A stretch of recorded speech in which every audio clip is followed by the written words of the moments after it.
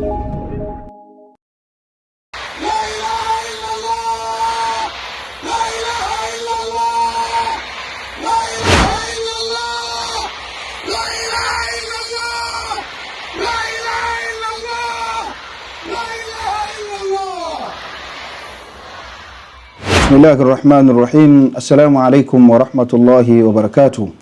Wa alaikum assalam wa rahmatullahi. Alhamdulillah, salatu wassalamu ala rasulillah, ba'd. Ahlan wa sahla, marhaban bikum. Mpenzi mtazamaji na mfuatiliaji wa kipindi chako pendwa, kipindi hewani Al-Manafi'. Na kipindi hiki kama ambavyo ilivyokuwa ada, ikiwa ni mgeni, tunakuwa naye Sheikh Sharif Mikidadi Robert Matongo, ambaye ni kijana ameanza kazi ya da'wa akiwa na umri mdogo sana, lakini pia ameweza kuwafanyia dua watu wengi na wamefanikiwa. Alhamdulillah, naye leo yuko hapa na tutazungumza naye mengi. Basi nimpe fursa kwa ajili ya kukusalimia na baada ya hapo tuendelee na kipindi chetu. Karibu Sheikh. Assalamu alaykum wa rahmatullahi wa barakatuh. Wa alaykum salam, kwa niaba ya mtazamaji wa rahmatullahi wa barakatuh. Bila shaka umepata kufuatilia vipindi vyetu vilivyopita ambavyo Sheikh alikuwa akieleza mambo mbalimbali, miongoni mwa hayo ni dua kubwa. Basi inshallah leo tutaeleza kidogo kile ambacho Sheikh amekusudia kukifungua, na baada ya hapo aje kutupa fursa sasa ya kutueleza hiyo dua kubwa itakuwa na mambo gani na itafanyika lini inshallah. Sheikh Sharifu, umekuwa ukizungumza sana maudhui ya uchawi wa aina mbalimbali. Hivi leo tunajifunza nini katika maradhi ya uchawi? Basmalatu bi ismi rahim rahman, hamdan lillahi alwahid ad-dayan, wassalatu wassalamu ala al-mustafa sayyid walad adnan. Salatu wassalamu alayka ya abi rahman bi abi wa ummi anta ya khayra al-wara. Assalatu wassalamu alayka muwattara bil wahyi wal qur'ani kuntum mutahhara wa ba'd. Ama baada ya kumtakia rehma na amani mtume wetu Muhammadin sallallahu alaihi wasallam, alladhi fa'allamana dina al-islam, mwalimu wetu wa dini hii ya Uislamu, yeye na masahaba zake na ahli zake kwa jumla. Sheikh Rajab, tupo katika anwani ya sihir. Sihiri ni uchawi, na tunauzungumzia kwa sababu ndo matatizo tunayokutana nayo kila siku. Tunazungumzia ili watu wapate kujijua, wajue kwamba hasidi ziko, sihiri iko. Na Mtume Muhammad sallallahu alaihi wasallam anasema, laiti kama isingekuwa ain, yani kijicho, na hasad, laiti kama isingekuwa dua, basi umma wangu wote ungeangamia na ain na hasad. Bimaana Mtume anaonyesha kwamba hili ni jambo ambalo limekithiri. Watu wakirogana, watu wakifanya uchawi. Sasa kwa mfano kuna uchawi unaitwa sihiri mutafadhatu bil jasad. Hii ni sihiri ambayo anafungiwa mtu katika mwili. Sio kila sihiri ama sio kila uchawi wewe unaumwa. Yani sio kila uchawi unaofanywa basi wewe utakupa maradhi. Hii sihiri ambayo inafungiwa mtu katika mwili ni sihiri ambayo lengo lake ni kumharibia mtu maisha. Na wale wanaofanya sihiri hii huwa wanatafuta kitu ambacho kinaitwa koroboi. Koroboi vijana Gen Z tunasema, sijui kama wanazijua koroboi, zile taa za zamani asli, zile za kiasli, ama ile chemli. Halafu ile ina kitu kama utambi ule, inakuwa ni kama nguo. Basi wale watu wa sihiri huwa wakiandika majina ya yule mtu anayemkusudia aharibikiwe. Halafu inachukuliwa glasi, ama wanaweza wakachukua kitu chochote ambacho ni cheupe, basi kikawekwa juu, halafu ikawashwa ile koroboi, ikawaka mpaka kile kitu kikaingia weusi. Ile koroboi tunajua inaingia weusi. Inaingia weusi, halafu ile koroboi inawaka mpaka inazimika. Basi Sheikh, wewe kama ulikuwa una muonekano mbele za watu, ule muonekano unapotea. Allahu Akbar. Kama ulikuwa wewe unafanya biashara, ukisimama dukani kwako unauza Sheikh, basi ile inaingia kiza fulani. Duka hilo ambalo ulikuwa unasimama wewe, watu wanakuja kwa ajili yako, wewe huuzi. Lakini Sheikh ndivyo, akisimama mtu mwingine anauza. Yani unakuwa hawatageti ile biashara yako, wanakutageti wewe binafsi. Allahu Akbar. Fahamu? Ndio unaona kuna posa nyingi, mtu labda anakuja kuposwa lakini ndoa inaharibika. Fahamu, posa zinarudi. Mtu anaweza akakutana, mtu shekhe akakutana na watu labda nifanya biashara, watu akampenda, bwana tutafanya biashara na wewe, ama wewe utakuwa partner wetu, tutainvest. Wakazungumza shekhe madili ya pesa kubwa, alafu nashangaa wale watu wakageuka tu. Shekhe limutafuta bil jasad, mwili wako unafunikwa, yani tunasema wanautia kiza mwili, unakuwa huonekani shekhe mbele za watu. Alafu inaenda unaanza kudharaulika. Unadharaulika mbele za watu, unadharaulika. Unakuwa ni mtu ambaye hata kama mtu ulikuwa una thamani inapotea. Na hii sana wale hata wanafanyiana sana watu wa politics, watu wa siasa. Kama mtu alikuwa ni mgombea, kuna mtu anaongea, watu wanamkubali, wanamuelewa, afu inafikia pale yule mtu anapuuzwa tu, hata kama anaongea kwa maana. Mtu alikuwa ana ushawishi, anaweza akawaambia watu, ama mtu kazini, mtu alikuwa ana ushawishi katika labda mauzo, mtu alikuwa na ushawishi, alikuwa akifanya ile biashara, akitangaza, watu wanamuelewa, wanakuja kwenye kampuni, lakini baadaye yule mtu anakuwa hata akizungumza na watu hawamuelewi. Mara kampuni inaanza, sisi tumeona kama mtu wetu wa marketing ama mtu wa ushawishi wetu haingizi kitu watu, mara wewe bwana utufai. Unaelewa? Inakufunika shekhe, unakuwa huonekani. Unafahamu? Kama mtoto wa kike unaweza ikafikia pala wewe wanasema uko kwenu watu wanapita tu, wanaolewa wengine wewe huko tu. Kuna watu hapo wanaolewa wadogo zao, mdogo wake, lakini yeye yuko tu, na unakuta mashallah ni msichana mzuri tu. Unaweza kukuta wewe una hii sihiri mutafuta tu, sasa umefungwa mwili wako kiza. Fahamu, uonekani wewe. Fahamu. Kwa hiyo hii ni sihiri ambayo inafanyika. Jamaa kimbilieni sana katika dua na kumwomba inshallah. Jikingeni na maadhatini. Dunia imeharibika. Watu wanafanya sihiri, watu wanaharibiana. Na mtu anaweza kuwa hujamkosea kitu. Yule Sheikh Rajab akija pale katika msikiti, ama akija pale katika kijiwe chetu akiongea kitu, watu wanafurahi, wanacheka, basi huyu tumfunge shekhe. Wewe unaweza ukafika pale, ukifika ndo watu wanainuka. Allahu akbar. Unakosa msaada, yani kama vile mtu ambaye unakuwa huonekani, unakosa thamani. Unakosa thamani. Unaweza ukamweleza mtu jambo lako na anajua hali yako kwamba ni mtu mwenye uwezo wa kusaidia, lakini hakusaidii. Sheikh Rajab huja kuona kwamba mtu anakwenda ana mtu wake ama na ndugu yake ambaye ana uwezo mkubwa wa kimali, labda ni tajiri mkubwa, lakini anachokitaka kwake labda Sheikh labda anataka jambo labda la 50,000 tu ama 20, anamkwepa, lakini yule mtu anamkwepa. Na anaweza akaja mtu yule mtu akamfanyia jambo kubwa mpaka anashangaa, mimi bwana na nini naye, mbona yeye anafanya majambo makubwa na mimi sifanyiwe kitu? Ni sihiri hii mutafaratu bil jasadi. Mwili wako unatiwa kisa, mwili wako unakuwa huonekani, mwili wako unakuwa unadharaulika. Hii ndio sihiri leo ambayo tumezungumzia. Shukran Sheikh Sharifu Mikdadi Robert Matongo. Nadhani mpenzi mtazamaji umesikia ule moshi ule wa koroboi una siri kubwa sana kwa wachawi. Ukiona mtu mambo yake yanakwenda yanashuka, yanaharibika, unatumika uchawi huu. Elekea katika dua. Sheikh Sharifu anasema ukiona hali hiyo, kimbilio lako ni dua. Allahu akbar.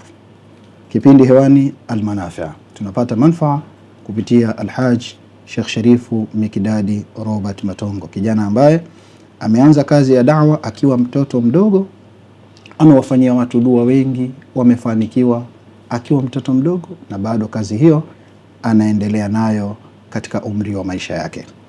Alhamdulillah, Sheikh Sharifu, tumepata faida katika hii aina ya sihiri, na kabla ya kuingia kukuuliza kuhusiana na ile dua kubwa,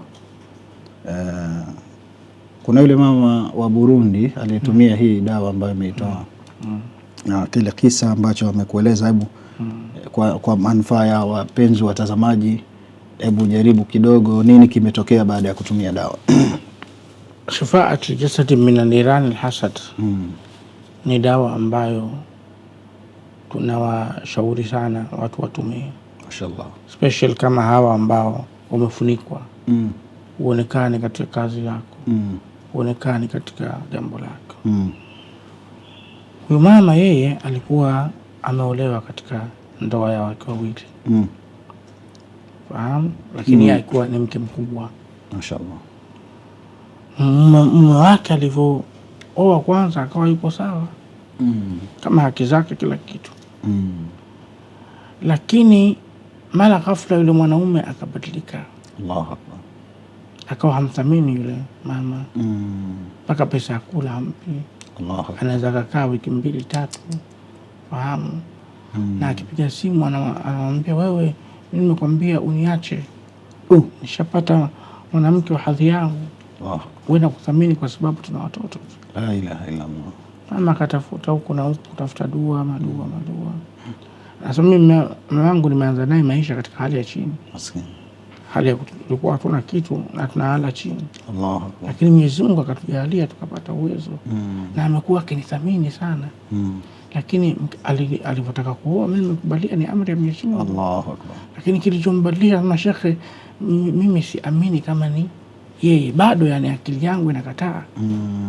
Ishara tunapokaa naye katika ndoa, unamjua ndio mambo anaweza akafanya. Hata kama amefanya unasema haiwezekani, mke wangu hili anaweza kufanya, ama mume wangu hili anaweza kufanya. Lakini kwa jambo anaweza akafanya kama hapana, hayuko hivyo. Ndio unafahamu. Kwa maana mimi mume wangu hayuko hivyo. Mume wangu ni mtu rahimu kwa kila mtu, mashaallah, na mimi amenitreat hivyo. Basi akatupigia simu, akataka dawa, akatumiwa Burundi. Akachukua chupa zake 4. Ndio akapewa maelekezo, muombe Mwenyezi Mungu. Na muombe Mwenyezi Mungu nibainishie pia. Chukua kidogo pia, tia katika moto, kama moto Mwenyezi Mungu nibainishie. Basi akatumia. Kwanza mume alikuwa ni kama vile amemwasi, haji kabisa pale nyumbani, na anatuma tu hela za matumizi peleka. Siku hiyo akaja akalala pale. Lakini ilipofika zamu ya kule, kumbuka mama aliomba Mwenyezi Mungu ambainishie. Yule mwanaume amelala na mkewe, mara yule mkewe mdogo akaanza kuzungumza vitu. Wewe unatusikiliza sisi? Amelala, lakini yule mwanamke mwanaume pia alikuwa amelala, lakini alikuwa kama akashtuka sasa. Akuta anaongea, nini kinaendelea? Wewe sisi ndo tunamroga, tunakuroga wewe mpaka umsikilizi mmeo, umsikilizi mkeo, na au ndani kuna uchawi uko sehemu fulani. Na sehemu fulani na sehemu fulani, na tunakwenda kwa sehemu fulani, wale watu wanatajwa wanajulikana, tunakwenda kwa sehemu fulani, kwa sehemu fulani, tunafunga sehemu fulani. Ile bwana kweli kuinama chini ya kitanda na kuna kitu kama pembe limefungwa hivi. Allahu Akbar. Kuangalia kuna picha yake. Allahu Akbar. Ndio bwana ni mkasa mrefu, lakini ndo anazinduka. Ndio. Na kujua pia siri moja, siri yake, ukishaona ule uchawi unakuwa nguvu yake unakwisha. Ndio. Kuna picha anamshtua yule mwanamke, nini hivi? Umeonaje huko, umefikaje? Allah. Ni bwana anamtandika yule mwanamke tena. Anarudi kwa mkewe anatupiga simu na Sheikh, nashukuru dada anafanya kazi. Kwa hiyo kuna mambo anaweza akawepo, kumbe sio akili yako, mambo yako. Kwa hiyo hii ni moja ya Shifaa. Shifaa al-Jasad ni dawa ambayo imesomewa visomo, kila siku lazima imesomewa visomo siku saba kila masaa. Imefanyiwa utaratibu, nadhani watu wengi washaelewa. Kwa hiyo ni dawa iliyokuwa kubwa na inatoa shifaa kubwa. Mashaallah. Kwa jitahidi upate Shifaa al-Jasad min an-Nirani al-Hasad. Mashaallah. Alhamdulillah, mpenzi mtazamaji, kama ambavyo mmsikia Alhaji Sheikh Sharifu Mikdadi Robert Matongo, dawa inafanya kazi kwa idhini yake Allah subhanahu wa ta'ala. Mkasa huu unatisha, na huyu mama wakati anapiga simu alikuwa anazungumza hali ya kuwa analia, kwa sababu kitu ambacho kilichofanyika ni kikubwa na kwa muda mrefu hakijabainika, lakini baada ya kutumia dawa hii alhamdulillah mambo yamekuwa bayana. Sheikh Sharifu, katika kipindi kilichopita ulieleza makusudio ya kuweza kusaidia jamii kwa ajili ya kufanya dua kubwa dua ambayo itakuwa na utaratibu maalum na itakuwa ina faida kubwa kwa wasikilizaji na wafuatiliaji wa kipindi chetu Al-Manafi'. Ningetamani mpenzi mtazamaji ambaye yuko hewani hivi sasa aweze kujua ukubwa wa hiyo dua na namna zake na taratibu za kuweza kushiriki katika hiyo dua. Naam, hii dua Sheikh Rajab kwanza ina siri ndani yake. Dua ambayo huwa sipendi kuifanya, siitumii sana. Ni dua ambayo utaratibu wake si utaratibu ambao unaupata kwenye vitabu. Ni siri kubwa na sijawahi kulisema hili, labda leo nilisema kwa sababu ili mtu ajue faida yake. Miaka mingi sana nyuma mimi nikiwa kijana mdogo, siku moja mimi nilisimama nikamwomba Mwenyezi Mungu. Nikaswali istikhara, nikamwambia Mwenyezi Mungu, nionyeshe namna ya kukutaka wewe msaada pale ninapokuwa na haja nzito. Na wewe ukanijibu hapo hapo. Allahu Akbar. Unamwambia Mungu. Namwambia Mwenyezi Mungu, nimesimama usiku. Kiwa bado mdogo sana, sio kama miaka 9, miaka 8. Nikasali istikhara. Nikalala. Nilipolala nikaota mtu ananiambia utaratibu. Nikaota mtu, lakini ule mtu nilikuwa simuoni sura. Yani naona mwanga. Lakini hakujitambulisha ni nani. Akaniambia utaratibu, hilo uliotaka. Ukitaka hilo fanya hivi, fanya hivi, fanya hivi, fanya hivi, alafu fanya dua zingine na watu wengine. Unapokuwa na watu wewe ambiwa soma hivi hivi, alafu wewe soma hivi hivi hivi kwa ukimya. Basi nadhani hili nikakaa muda mrefu, sikuwahi lakini nilikariri na haikuwahi kunitoka. Mashaallah. Nikakaa baada ya lile tukio, nikakaa takriban muda mrefu sana, inapita miaka 3, 4. Sijawahi kufanya wala sijawahi kusoma.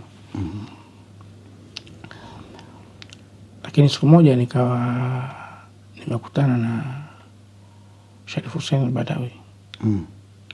Nikamwambia, kwa sababu mimi Sharif Hussein ni katika watu ambao walikuwa wananipenda sana na mimi nilikuwa nampenda sana. Mashaallah. Allahumma arhamhu. Allahumma arhamhu. Nikamwambia, Sayyid, mimi nishawahi kuota ndoto hivi, lakini asili yake mimi nilisema hivi. Anambia basi hilo ndo hilo. Kama unaona hiyo ndo hilo. Allah. Ulioonyeshwa. Basi. Pia sikuwahi kufanya. Sababu nilimwambia Mwenyezi Mungu kwa jambo zito sana. Mwaka 2003 mimi nilikwenda Oman. Kwenda Oman katika watu walikuwa wanakuja katika tiba. Kwenda Oman tulikia saa moja inaitwa Sahdhabi Mantaka Ula pale.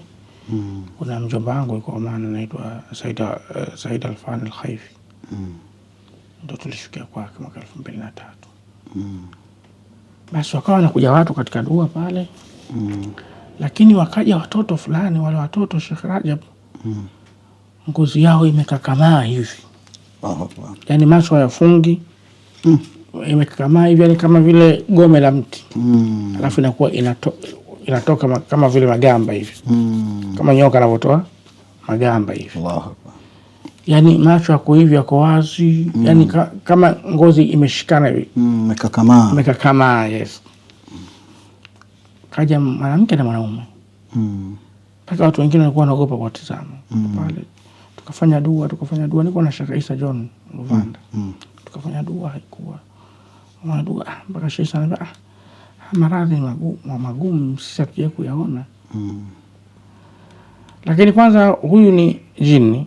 Kuna jini anaweza kukushika mwili wako kawa hivyo. Kama basi ile mzee wangu nimezunguka sana tiba, nimepeleka mpaka Ulaya lakini hamna kitu. Nimezunguka kwa mashaka mbalimbali.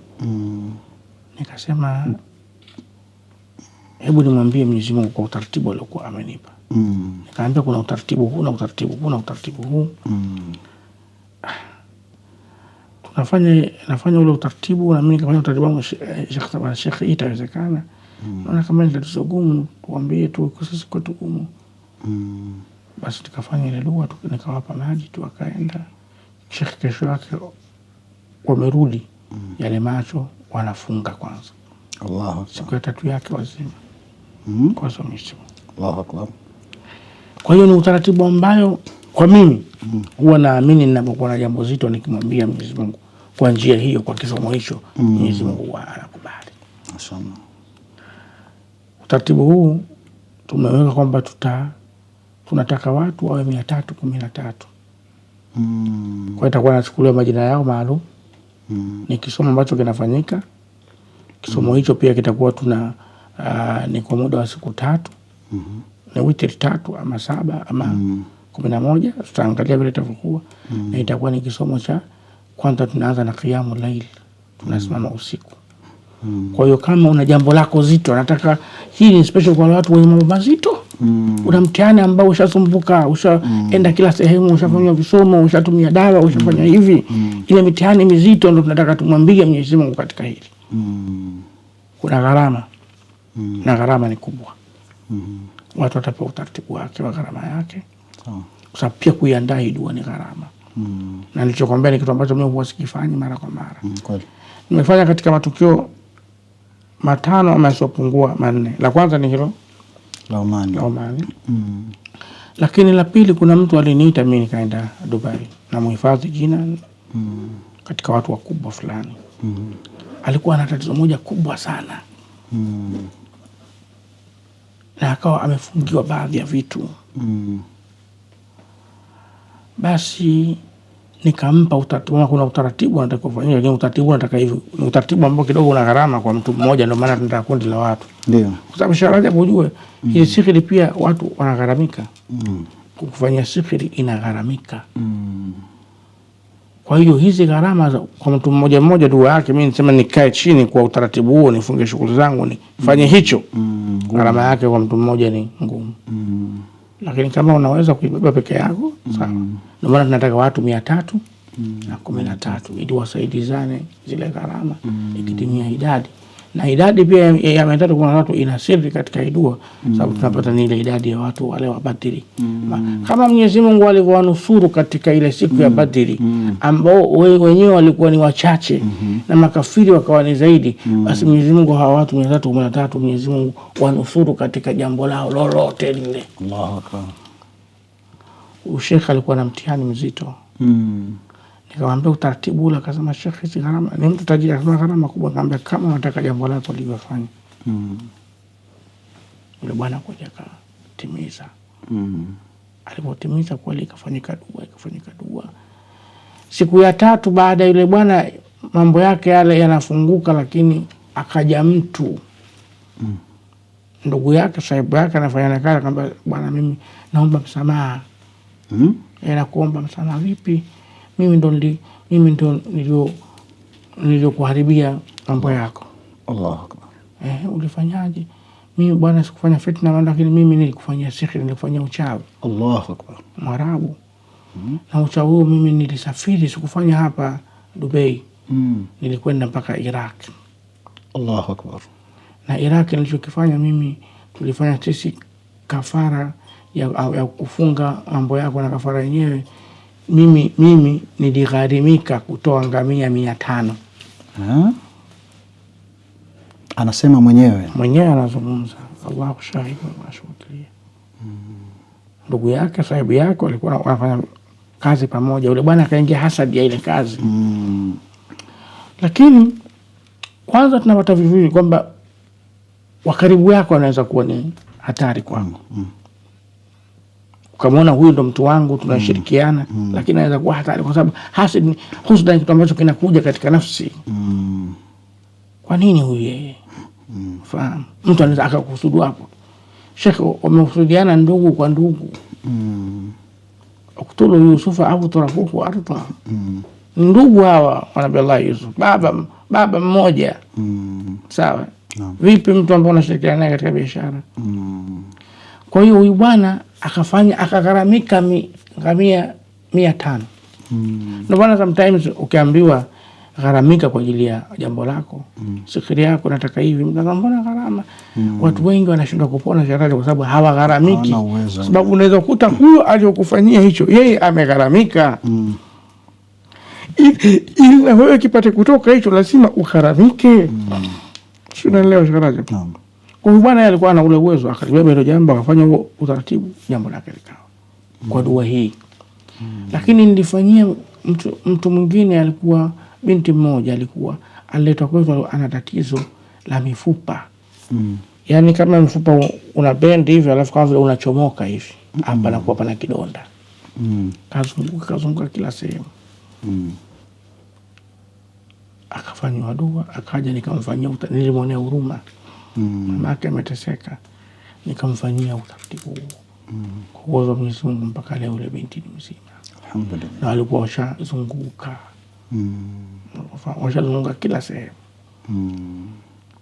Lakini la mwisho palikuwa pana mfanya biashara mmoja katika nchi moja, na hifadhi jina, na ni mfanya biashara mkubwa katika hizi East Africa zetu hizi.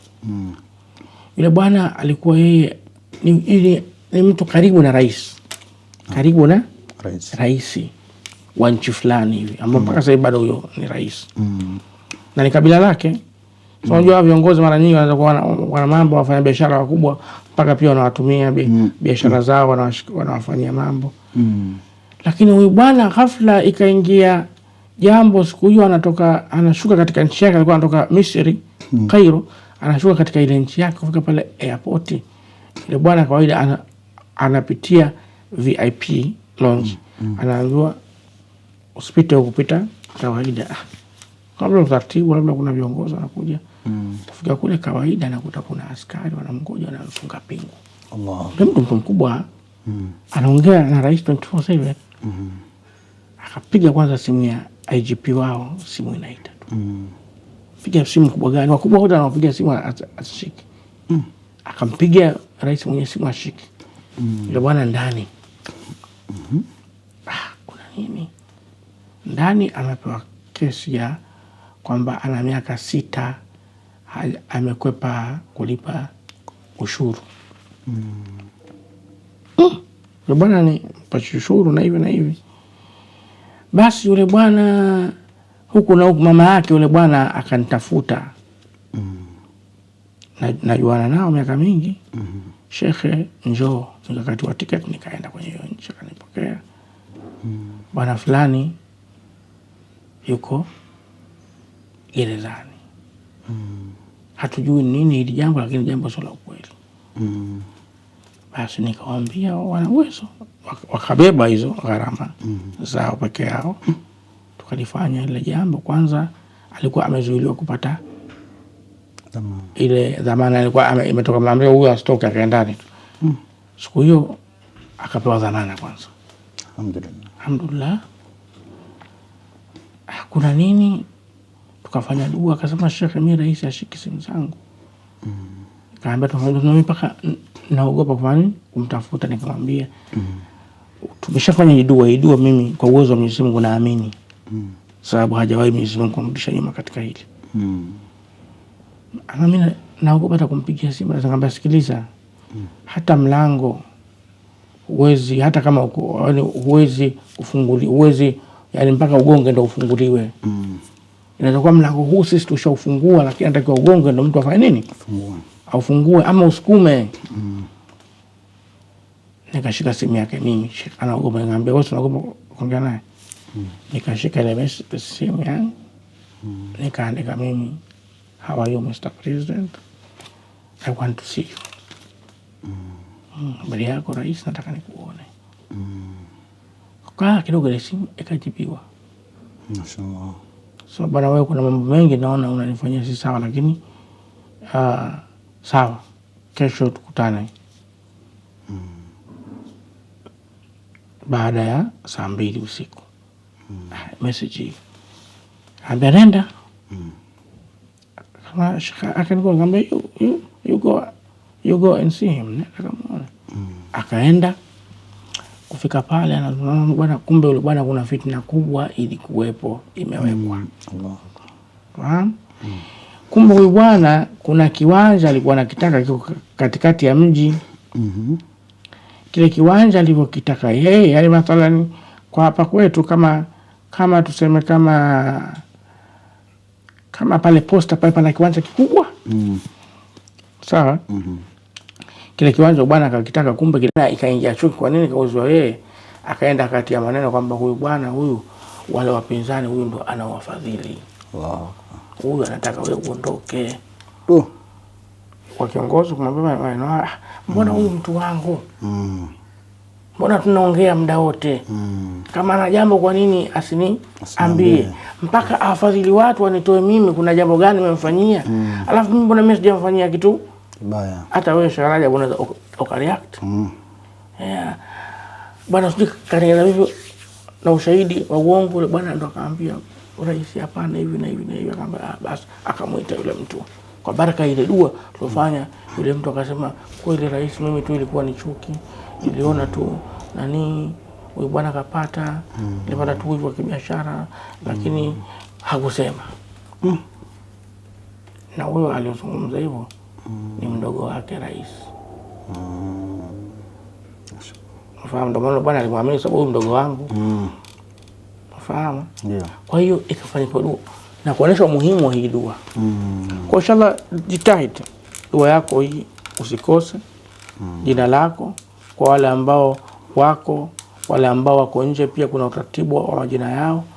Na especially kwa mtu mmoja. Kama una familia unataka ingie, kuna utaratibu wako. Utapewa, gharamika ujitibie. Lakini kwa uwezo wa Allah dua hii itawafungua wengi sana. Na tunataka wale watu ambao wana matatizo haswa, washasumbuka haswa,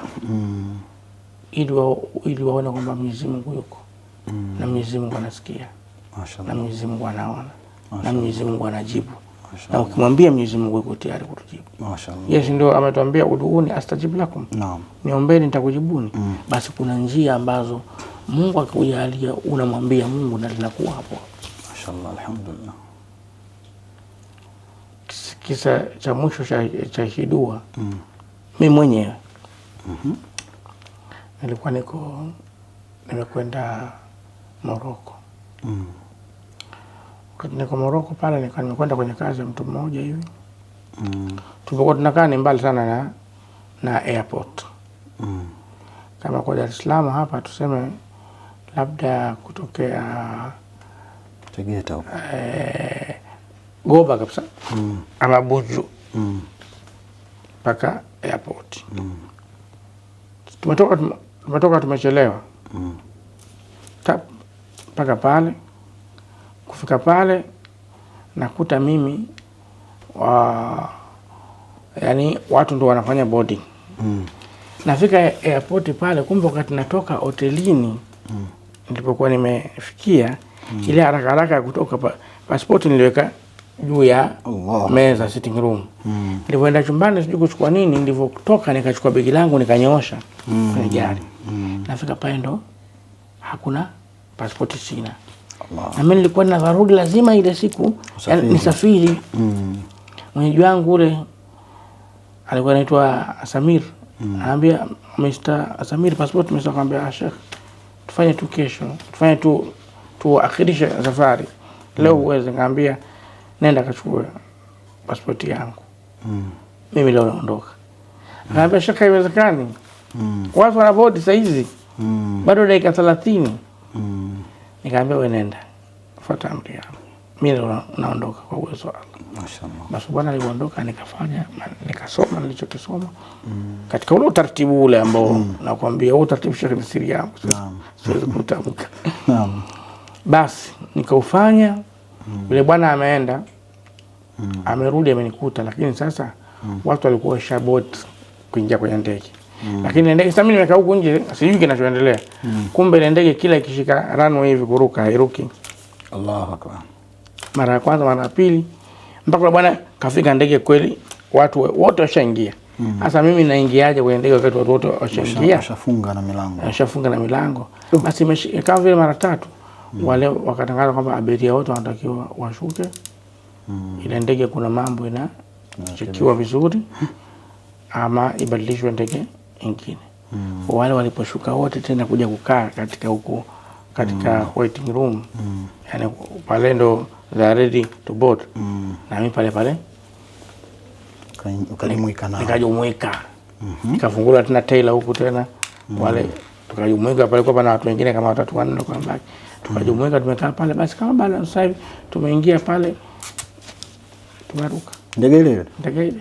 Allahu Akbar. Mwenyezi Mungu yupo, na Mwenyezi Mungu anayo maajabu, na Mwenyezi Mungu na iko hii Qur'ani, mashaallah, na hizi nyiradi zina siri kubwa sana.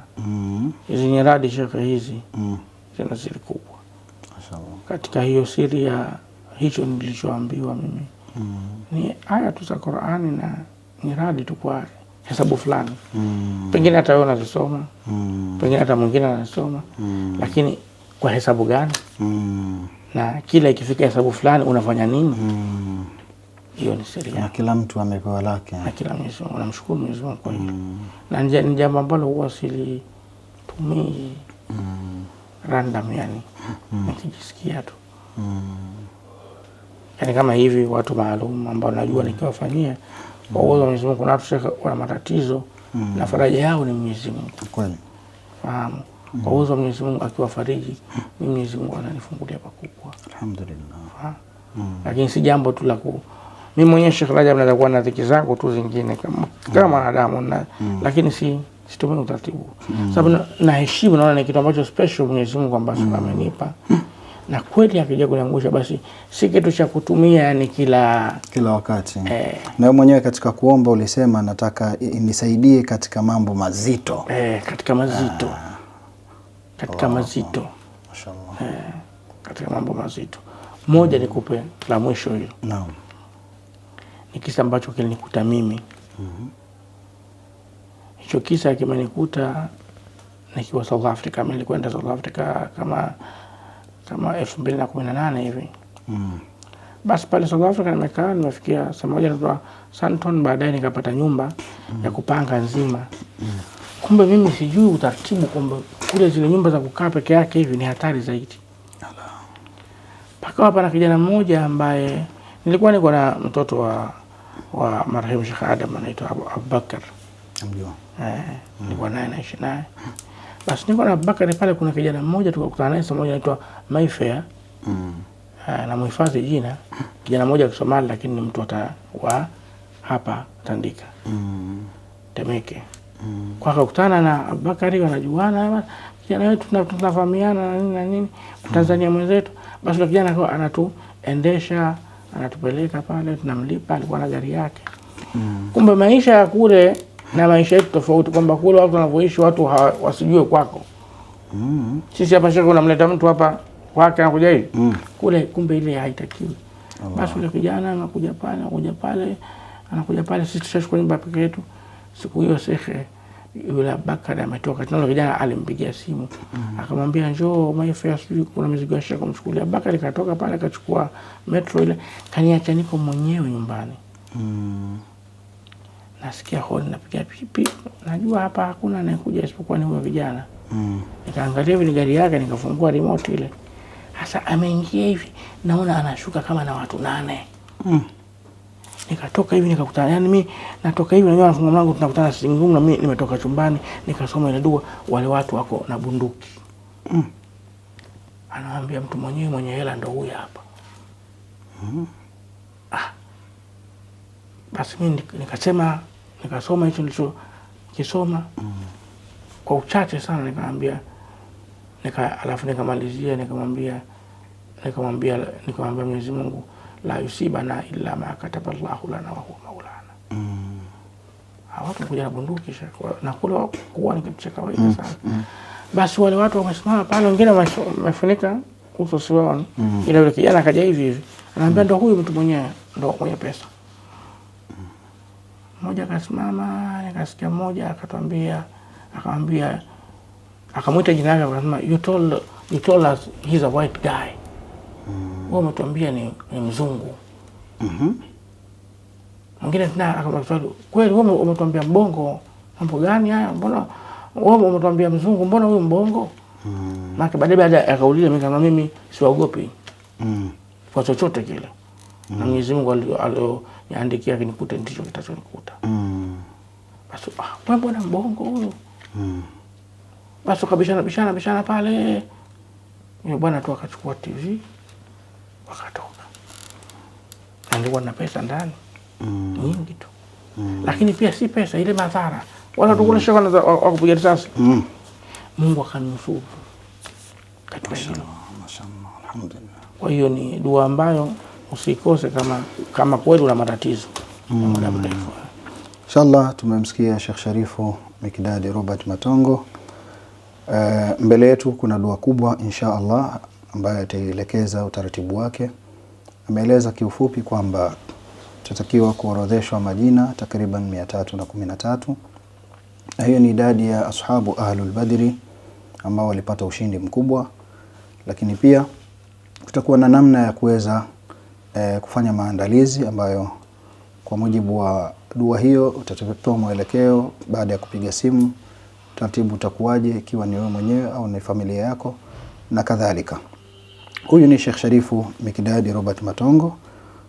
Kadiri unavyofuatilia kumsikiliza unakuwa na hamu zaidi ya kutaka hata masaa 3-4 umsikilize, na ndio maana kipindi kinaitwa Al-Manafi', ni kupata manufaa juu ya historia yake, alivyozaliwa, mambo yake, dua zake, da'wa yake na zile vipaji ambavyo Mwenyezi Mungu Subhanahu wa Ta'ala amemkirimu katika maisha yake. Baada ya kuyasikiliza haya yote mazuri, basi inshallah ni muda sasa wa kwenda ukingoni mwa kipindi chetu kwa ajili ya kufunga. Na kama ilivyokuwa ada, usisahau kwamba kwa mahitaji yoyote ya Sheikh Sharifu, namba za simu zinapita hapo chini. Kwa maelekezo yoyote ya kuhitajia kujua namna ya dua itakavyokuwa, ushiriki wako, piga simu, eleza haja yako na utapata miongozo iliyokuwa mizuri. Sheikh Sharifu, kama ilivyokuwa ada, kabla ya kufunga kipindi huwa tunapata dua. Naomba sasa utuongoze kwa dua. Alhamdulillah rabbil alamin wa salatu wassalamu ala rasulillah sallallahu alaihi wasallam. Allahumma rabbana anta rabbis samawati wal ardi wa man fihinna wa lakal hamdu allahumma anta qadimus samawati wal ardi wa man fihinna anta al haqq wa qawluka haqq wa nabiyyuka haqq Muhammad sallallahu alaihi wasallam haqq. Allahumma bika aslamna wa bika amanna wa ilayka khasamna wa ilayka tawakkalna ya muyassir kulli asir wa ajab la kulli kasir wa ya mu'ti kulli fakir wa ya muqawwi kulli dha'if wa ya nasir kulli madlum wa ya مأمن كل خائف يسر علينا كل يسير واقض هوائجنا وأصلح شؤوننا. اللهم ربنا إننا نسألك بأسمائك الحسنى وصفاتك العلى أن تعيذني من كل شر وعبدني من كل شر شيطان مارد ومن كل شر جبار عاند. اللهم ربنا إننا ندعوك ما أمرتنا واستجب لنا يا ربنا كما أعطانا إنك لا تخلف الميعاد. آمين يا الله بهم يا ربنا. سألك تفرج كربنا، أنت إلهي حسبنا، عجل برفع ما نزل، إنك لطيف لم تزل، من غيرك عز وجل، وعبرة للناظرين. اللهم اغفرنا شر الغدا وحظهم وبددا وجعلهم لنا فدا، وعبرة للناظرين وعبرة للناظرين. اللهم كل سحر ماكرين وكل عين ماكرين وكل حسد ماكرين وكل شر ماكرين. اللهم كل سحر ماكرين وكل عين ماكرين وكل حسد ماكرين وكل عين ماكرين. اللهم كل سحر ماكرين وكل عين ماكرين وكل حسد ماكرين. بكاف ها يا عين سعد ها ميم سين عين كاف لا يصدون عنها ولا يوافون. سيدنا محمد وعلى آله وسلم بفضله. سبحان ربك رب العزة عما يصفون والسلام على المرسلين والحمد لله رب العالمين. Alhamdulillah. Baada ya dua hiyo ndio ukamilifu wa kipindi chetu Al-Manafi'. Mwisho wa kipindi chetu ndio mwanzo wa kipindi kingine. Ikiwa bado hujasubscribe channel yetu, fanya hivyo kwa ajili ya kupata manufaa mengi ambayo yanakujia. Lakini pia usiache kushare, kulike na kucomment, kwani man dalla ala khairin kafa'ilihi, yule mwenye kusaidia jambo la khairi ni kama aliyefanya. Unaposhare ujumbe huu na wengine wakajua haya, basi nawe pia utapata ujira mbele ya Allah Subhanahu wa Ta'ala. Ndugu yenu katika imani, Sheikh Rajab bin Salim Juma, msimamizi wa kipindi hiki. Wassalamu alaikum wa rahmatullahi wa barakatuh.